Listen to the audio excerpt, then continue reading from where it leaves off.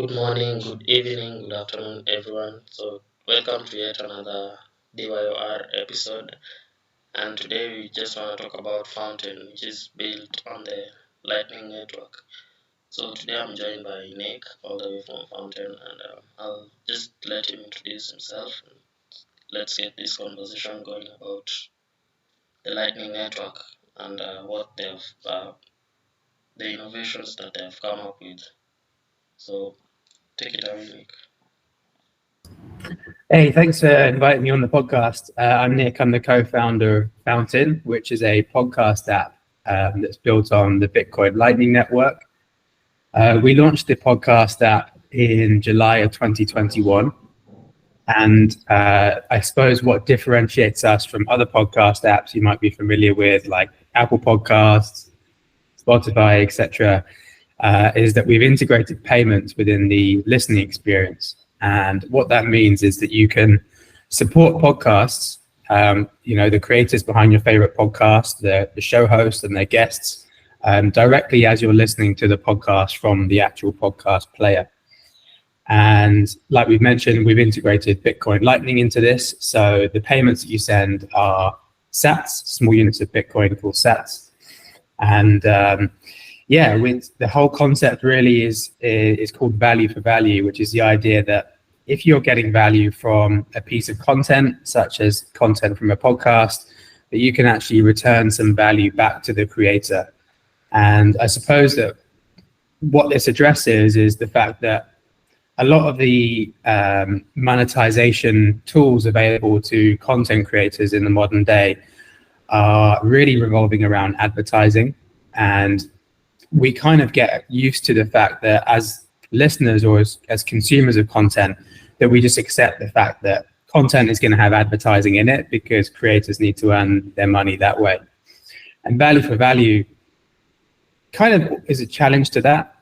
It also works complementary to advertising. So as a podcast creator, you can earn money from value for value and advertising. But for creators, it also gives them a certain freedom in the sense they no longer have to fully rely on advertising and can instead just focus on creating value for their audience, who will return the value by sending Bitcoin over the Lightning Network. Yeah, this is really amazing innovation. I was just wondering if we could probably delve into this innovation of Bitcoin Lightning Network. Could you shed more light on this? Yeah, so I'm sure most of you are going to be familiar with Bitcoin. Bitcoin is the monetary asset, but then you have the Lightning Network, which is the second layer of the Bitcoin network. So rather than transactions happening on the blockchain, they happen off-chain on the Lightning Network. And what the Lightning Network allows you to do is to make payments with very low fees, very quickly, to anyone in the world. And this is really how the Bitcoin network is going to scale, by enabling these peer-to-peer payments. And we've seen a lot of innovation happening on the Lightning Network just because it allows us to make money completely programmable. And what I mean by that is that you can send microtransactions, multi-directional, to anyone in the world. And for example, one of the ways you can support a podcast in Fountain is that you can actually stream money, i.e. send small payments for every minute you listen.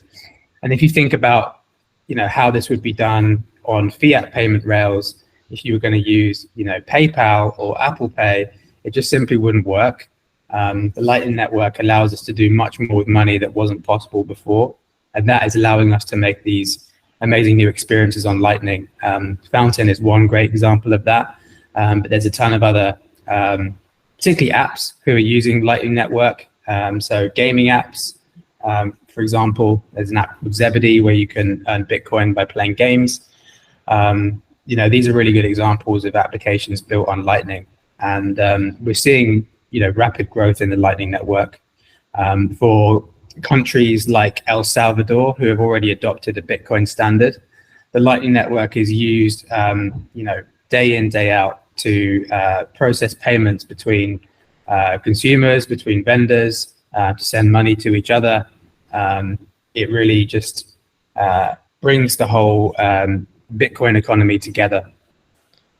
Okay, so what I'm understanding from this is that before people used to argue that Bitcoin is not scalable, but now the innovation of the Lightning Network kind of makes this possible. So what this means is that right now Bitcoin is scalable, and the Lightning Network allows a lot of innovation. And just to make us understand more, what do you mean by when you say that the Lightning Network does not happen on the blockchain? Yeah, so if you were going to make a on-chain Bitcoin transaction, for example, if you were going to be purchasing Bitcoin on an exchange or selling Bitcoin on an exchange, all the transactions are happening on the blockchain, which means that each block has to get verified, it has to process, there's a transaction time associated with it. And you will have seen also in May that there was a massive backlog in the number of transactions happening on the blockchain, and this drastically impacted the delay in payment times, and also created very high fees. And that's the beauty of the Lightning Network, is because you have the ability to send payments instantly and with no fees. So there's I suppose a difference there from on-chain.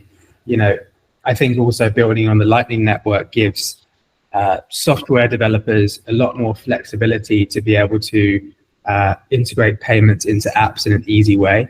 I mean, integrating on-chain payments into an app like Fountain wouldn't really make sense, but the Lightning Network makes all these things possible. Yeah, and Fountain is a really good example of some of the innovations happening in the Lightning Network.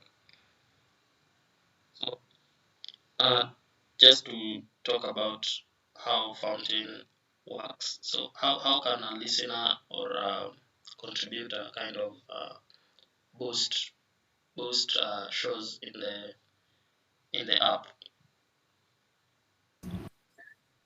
Yeah, so first I'll just talk about the podcasters, because I think the podcasters are going to be, instrumental to Fountain's growth. Ultimately, what we want to see is podcasters telling their audiences to come and listen on Fountain, because they can support their podcast there and drive more valuable engagement, as in they can interact with other users, they can create clips, they can really just be part of a community, which didn't really exist in podcasting apps until now. So as a podcaster, when you all the podcasts are already on Fountain. So there's over 4 million podcasts on Fountain. As a podcaster, all you have to do is create a Fountain account. You can download Fountain on Apple or Android through the app stores.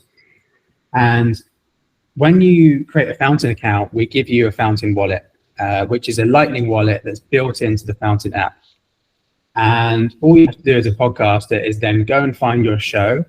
And there's a very simple claim process just for us to be able to verify that you are the owner of that podcast feed. Once we've verified your identity, that show is now connected to your wallet. So you can now receive payments from Fountain users and users of any other podcasting apps that support this sort of Lightning specification. And there's, I think, 9 or 10 apps now, which now support these streaming and boosting payments. So that's how it works as a podcaster. As a listener, similarly, when you create a Fountain account, we give you a Lightning wallet, and you have a couple of different options to be able to fund your account and start supporting podcasts. The first thing is you can use your bank card. So you can actually buy Bitcoin, buy sats inside the Fountain app and top up your wallet like that. Just for a reference, like $1 is around 3,500 sats currently. Obviously, the value changes every day with the price of Bitcoin. But you'll notice that all the currency denominations in the app are in sats. So that definitely takes some getting used to. But you can buy some sats in the app. If you already have some Bitcoin, you have some sats on a Lightning wallet, like Sparrow Wallet or Wasabi Wallet or Strike, all of these different Bitcoin wallets that already support Lightning.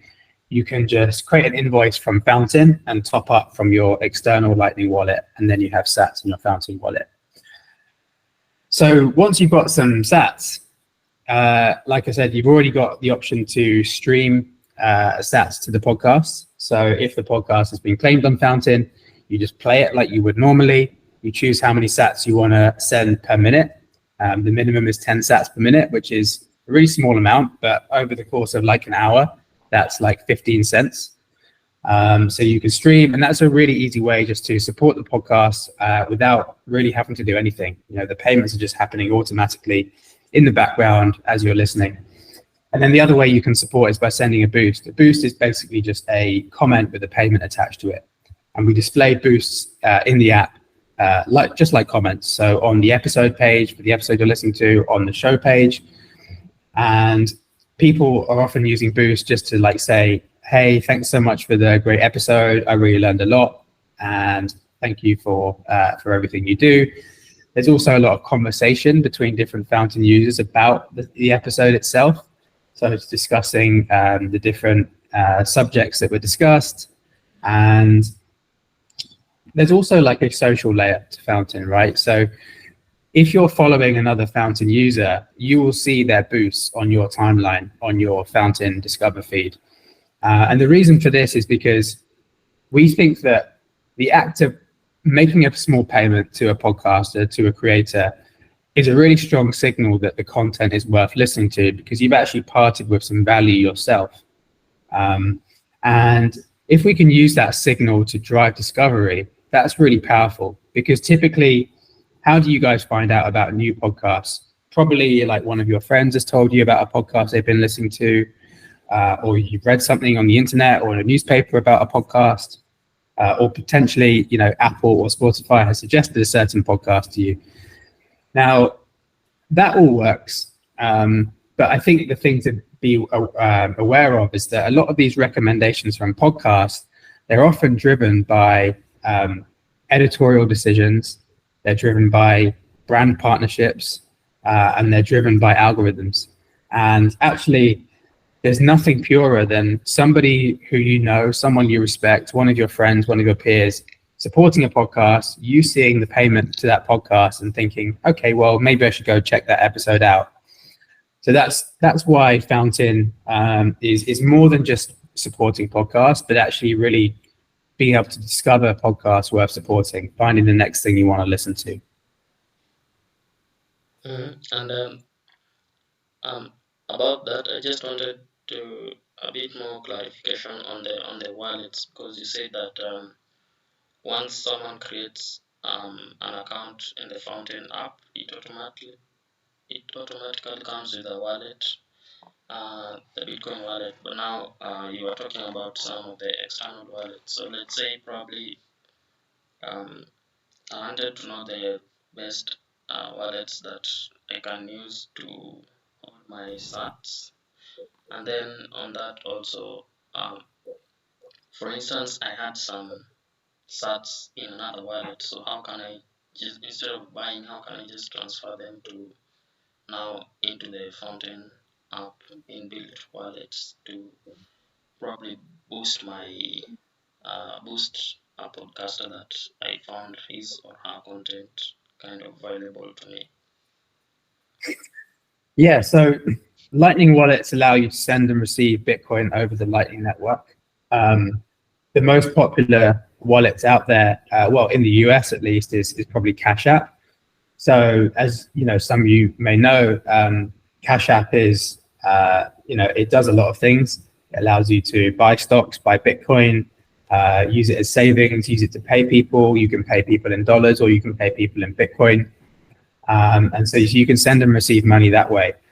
And the way that the Lightning Network works is you have two apps that are talking to each other. One app is saying, I want you to pay me this amount of money. And then the other app is saying, okay, here's the money you've asked for.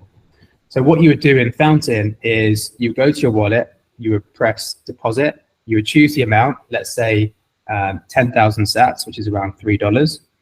And then you would create an invoice. And that invoice, what it looks like is just a string of letters, or they can just give you a QR code. And then from your other app, let's use Cash App as the example here, you would just be able to paste the code that Fountain generates, open Cash App or whichever Lightning wallet you're using, and it will acknowledge that Nick on Fountain has requested 10,000 sats, and it will allow you to pay that. Just in the same way that sending a PayPal request works, really. Or you can just scan the QR code and it will work that way as well. So I've mentioned Cash App as one example, and particularly like if we look at Africa, the Lightning Network is really still building momentum over there. There are a number of different wallets now you can use in Africa to send and receive Bitcoin. The ones that I'm aware of are Strike, Zebedee. I think Sparrow Wallet also works in Africa. So check out these apps. Maybe you can include a link to these apps in the show notes description, and start to get familiar with Lightning, because like I said, as Bitcoin starts to become more widely adopted, particularly by vendors and traders, you can start paying for things like pizzas, coffees, skateboards with Bitcoin Lightning.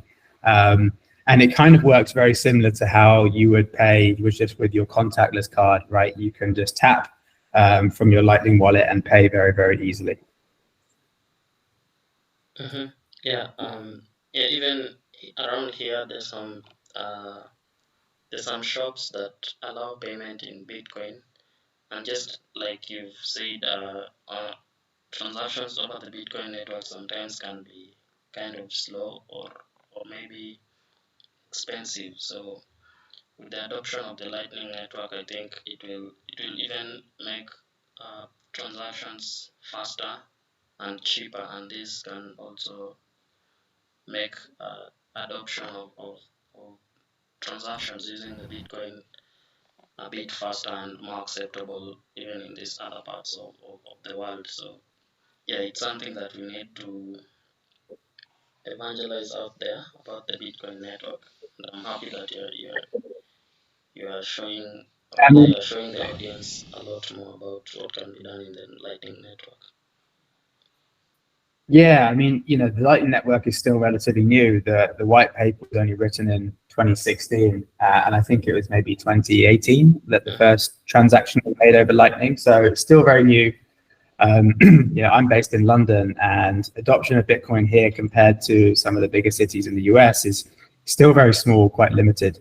But I think that we'll start to see people become wiser to the opportunities that Bitcoin gives them, particularly traders, people who run shops, cafes, restaurants, etc. There's certain fees that apply to receiving payments over Visa and other ways that you can receive payments on fiat payment rails. And really, the Bitcoin Lightning Network gives people freedom.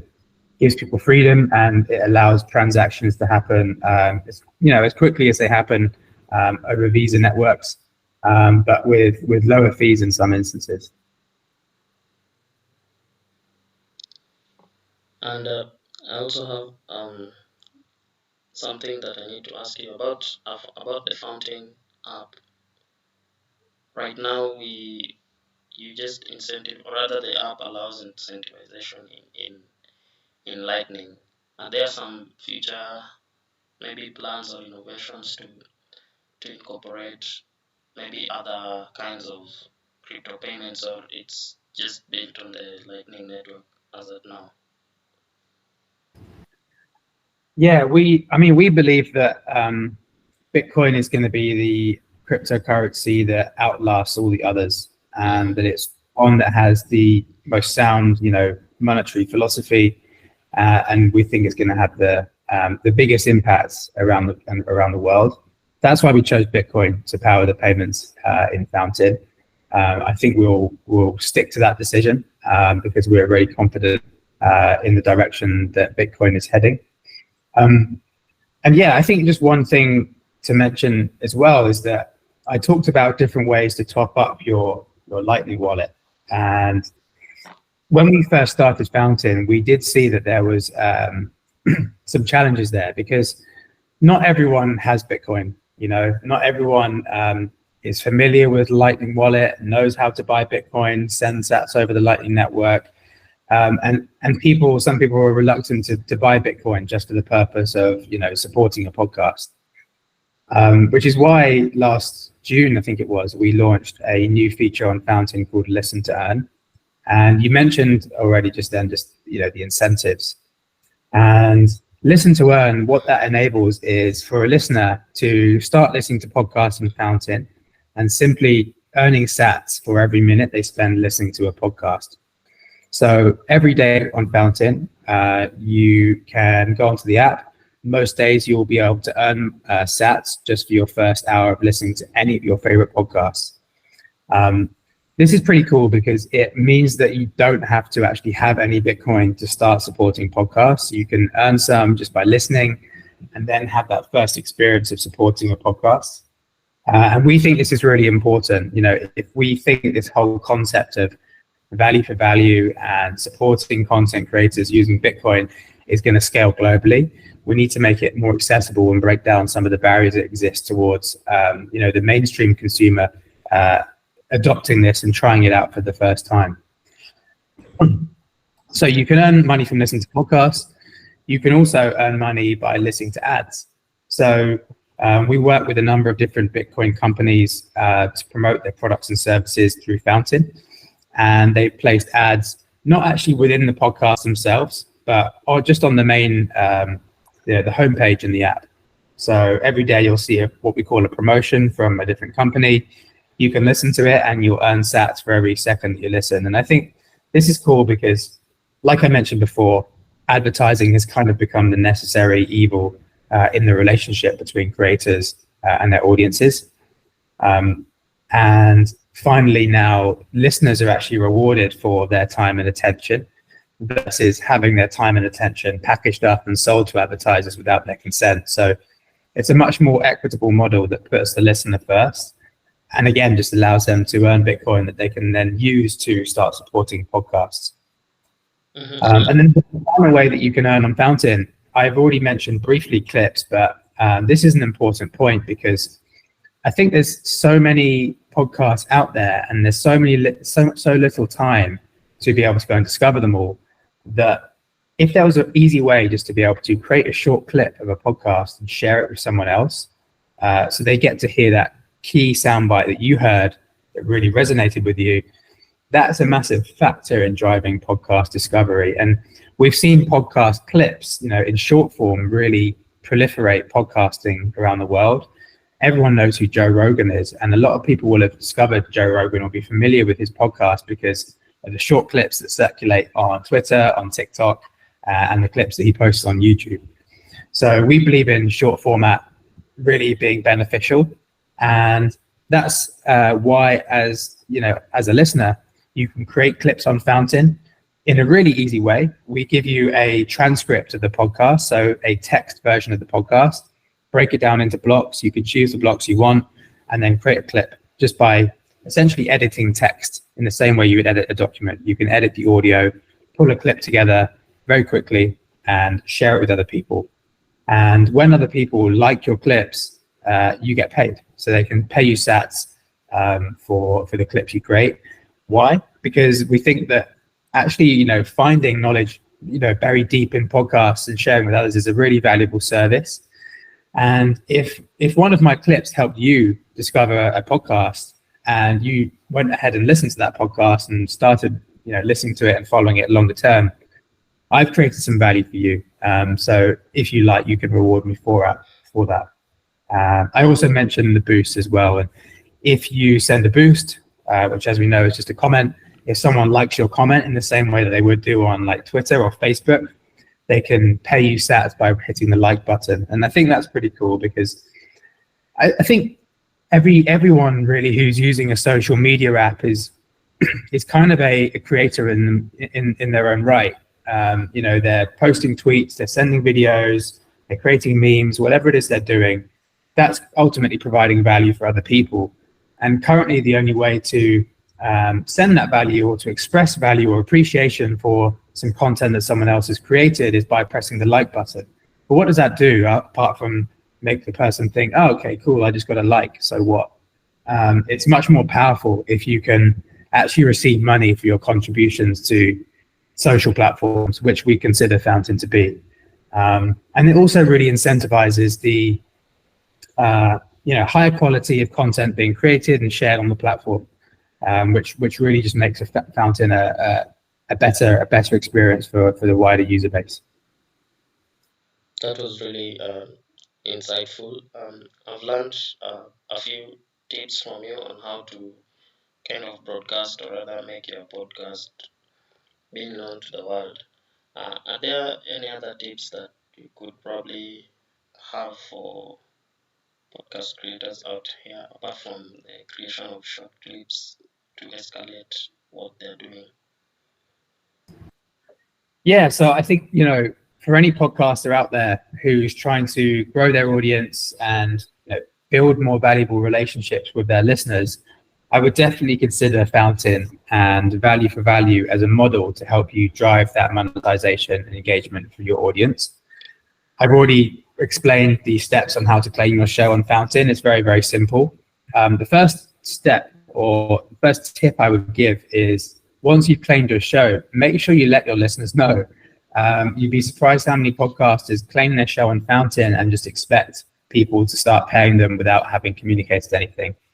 So what we typically see is podcasters, at the beginning or the end of every episode, just mentioning, this podcast is supported by Bitcoin Lightning payments. You don't actually have to mention Bitcoin. You could just say you can support the show through Fountain and other podcasting 2.0 apps. And I think it's just important to explain why would listeners support the show, that the reasons are going to be different for every podcast creator. But, some of those reasons might be, it helps me just kind of keep the show going.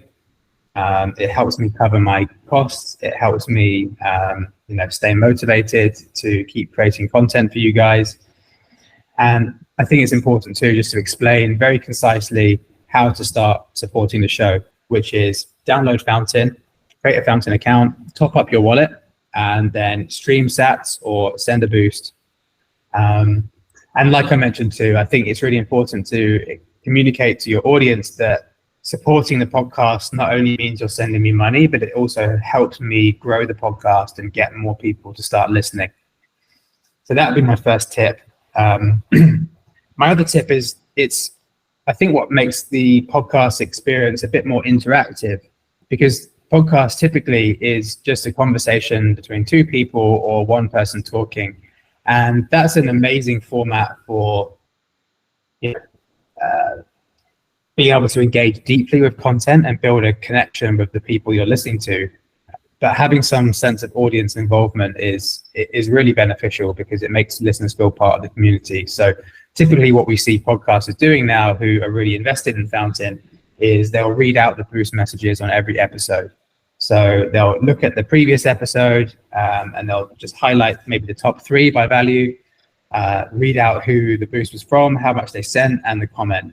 And this is really good because it incentivizes other people to start supporting. Just being acknowledged by the podcaster is a big motivating factor in supporting, and it also creates a sense of fear of missing out. You want to be involved in this because you want to be part of the community. So yeah, those are my 2 tips.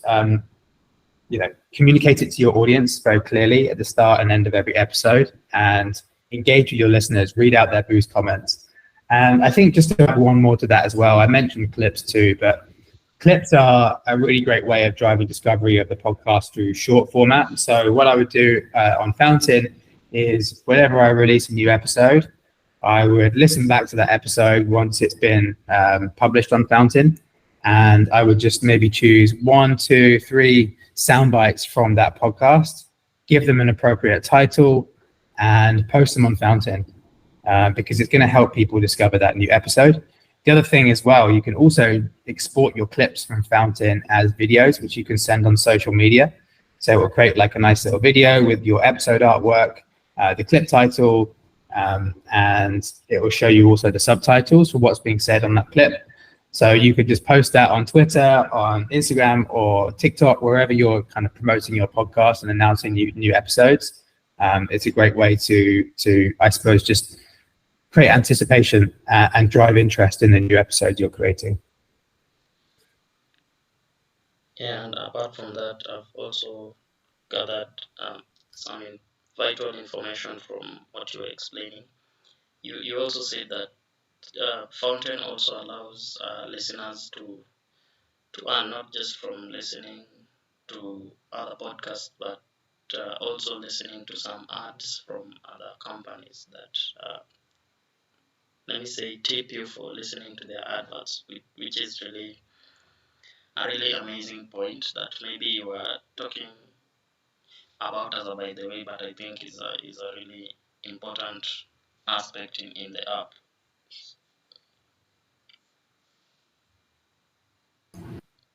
Yeah, I think, like I said, we want to create an experience, an app that is rewarding for users. You know, it's quite easy to think about the apps that you use every single day, whether that's, you know, Facebook, TikTok, Instagram, Snapchat, the amount of time that you spend on these apps and the amount of attention that you give to these apps, and you really get nothing back in return other than, you know, just like a dopamine hit when someone likes your content. And we think that ultimately your content is worth more than that. You know, your time and your attention on these platforms is worth more. And we acknowledge that you could be listening on other apps like Spotify or Apple. So giving people an incentive to earn money just really gives them a more rewarding experience that makes them feel like a valued user. And I think that's really important. Yeah, it's really it's a really how can I say, a motivation kind of aspect. And there are some other probably partnerships that Fountain has. I know it's still a young app, but are there some partnerships that Fountain have with other probably companies, or maybe can we look forward to some future kind of partnerships from other companies or individuals to boost this amazing innovation? Yeah, we recognize that partnership and collaboration is going to be key to not just the growth of Fountain, but the growth of Bitcoin and the growth of this new concept of value for value. So we've got many different partnerships. I suppose the main one worth me mentioning right now is our partnership with Zebedee. So Zebedee is a Bitcoin gaming app that actually manages all the payment infrastructure at Fountain. So when you create a Lightning wallet on Fountain, it's actually a Zebedee wallet, and they manage all the payments for us, make it really simple. So that's a really important partnership for us. We also have several other partnerships through the promotions, the ads we have in the app, a few more other kind of marketing partnerships. We have one with BitRefill, whereby if you send a boost on Fountain, the top 3 boosts every single week by value win a BitRefill gift card. So little things like this, which allow us to get the message out and tell the message in new and exciting ways. I think that looking ahead in the future, there's going to be some really important partnerships required, both within the podcasting space and the wider space. If we think about podcasting, making sure that we're working with the podcast hosting companies, they're really important in being able to deliver content and features for podcasters across the ecosystem. And then I think, looking a bit further in the future, Fountain's really started with podcasts, but we really think the concept of value for value also applies to other content mediums as well. So that might include audiobooks, that might include music, These are both two mediums that we're planning to integrate in the next year. And certainly there's going to be a few partnerships required to make that work. But really for us, the most important partnerships are with the creators themselves. We're a creator-focused company. We exist to help creators monetize their content, build relationships with their fans that weren't possible before. And ultimately, we know as well that they have many different options for different companies they can work with in this space. They could be working with Patreon, they could be working with advertisers. There's different solutions out there, and we want to be the solution that really makes sense. Yeah, value for value. So you've also talked about some of your future plans that you aim to incorporate in Fountain, and I'm really excited about all this. And probably in the future I'll invite you to talk about most of the future plans that you will have achieved during that period of time. So um, I guess we've talked about much of what Fountain is doing, not just to the listeners but also to the podcasters out here, and also about how we can podcasters can host their podcasts in your show, and the numerous amazing features that are in the Fountain app. So just to wind up this conversation, um, is there anything else that probably we can look forward to um, in the future, or probably some other upcoming amazing features that we should keep an eye out for? I think probably the first thing to come is going to be the integration of music into Fountain. You'll be able to support your favorite artists, their latest tracks in the same way that you support podcasts on Fountain. So by streaming sats for every minute you listen, or by sending a boost. This is going to be really cool because there's actually already quite a lot of music that exists on Fountain, because you can publish music to an RSS feed, which is how podcasts are distributed via, you upload your podcast to a hosting platform, and then that sends it out to all the different podcast apps. You could always just upload music as well. But we will be having a more bespoke experience for music in Fountain, which is great, because if you think about, how much you love like your favorite artist or your favorite album of all time, um, you know, there's certainly a lot of value that you've got from that over the years, and Fountain will just now give you a way to repay that, but then also rediscover what music other people that you're already connected with are listening to. So yeah, that's one to look out for. But yeah, I would just say, if you're new to Fountain, and you're interested in what you've heard today, you can check out more at fountain.fm. You can also find the Fountain Podcast app on the App Store and the Google Play Store. You can download the app for free. We give you a wallet. You can get started really easily. There's also some FAQs on our website where you can just learn a little bit more about how to get started. And yeah, I hope you enjoy it. Hopefully it gives you a new perspective on what a podcast app can be.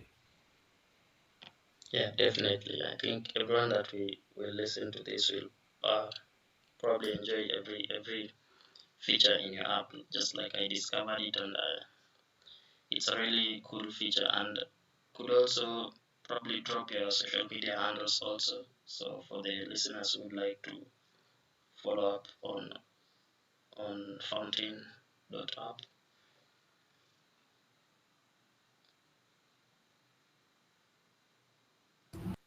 Cool. Well, yeah, thanks a lot for having me on. It's been a pleasure talking to you. Yeah. I hope to see you into the next future episodes to talk more about fountain.app. So I'm just going to drop the links to your social media, and also the other features that you talked about. And it was a pleasure hosting you, and looking forward to the next one. Thank you so much, Nick. Thank you. Yeah, goodbye. And I'm going to, of course, host this in Fountain. So all of you listeners out there, you'll just find this amazing episode on the Fountain app, listening in, and who knows, you might earn some sats. Yeah, goodbye everyone, and looking forward to the next show.